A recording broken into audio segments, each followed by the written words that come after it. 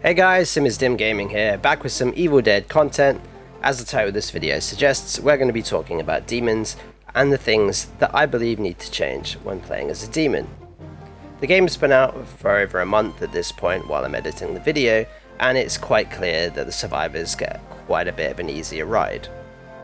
So technically you could say it's some of the mechanics that help them that need to be toned down or taken away, and I'll go over my personal opinions on what I think needs to be changed.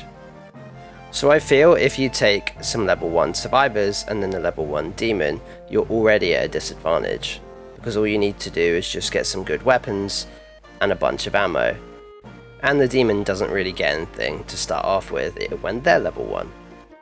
The first couple of things I want to talk about that I think need to change to help demon players is the following. Possession is one of the key things that needs to change. So take this as an example. When you're playing as a demon and you possess one of your units, take one of the skeletons for an example. Once your infernal energy runs out, you then get taken off that possession. Then that unit dies. It could be on full health, but it still dies. I feel that's a little bit unfair, because if you only have 2 skeletons and you're fighting your hardest with those 2 against a team of 4 survivors with weapons, that makes you half as effective once you run out of energy. Keeping on the subject of possession, when you possess a car it takes 100 of your points. I feel that's quite high, as the survivors get forced out of the car and they can just all shoot at the car, taking you out of possession. Therefore you've just, in the space of 2 seconds, wasted 100 of your precious points. I feel that should be dropped to maybe 30 to 40, that seems more fair. Keeping to the subject of possession, vaulting is the next thing I'm going to bring up. If I take over one of the survivors, I'm unable to vault with them, so the survivor players are just finding a window or something to keep hopping over so I can't actually hit them. I feel maybe just the basic enemies, not the elites and definitely not the boss, I should be able to vault in and out of windows with them. I think that would just make it more fair and stop survivors playing window tag. Moving on, let's talk about the 2 blue objectives the survivors have to accomplish in a match. That is the dagger and the book page. I feel the survivors get too easy a ride when you're doing one of these blue objectives.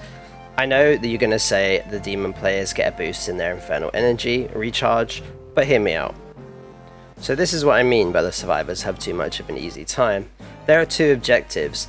You can split up into 2 teams of 2 and then go to each, and then as the demon player you have to pick which ones you want to go to. So for example, you kill the 2 at the dagger, but the other 2 at the book page complete theirs. The ones at the dagger then get resurrected. I don't feel that's fair, as they weren't on the book page objective, so they shouldn't, in my opinion, get picked up.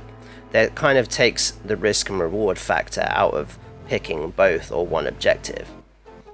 Either that, or you make it so you can only go to one and activate one at a time, because then if 3 of you die by the demon and 1 of you survives the time limit of the objective, you then get picked up as a reward. I feel that's more fair, and then you just have to go and do the second objective and do it again.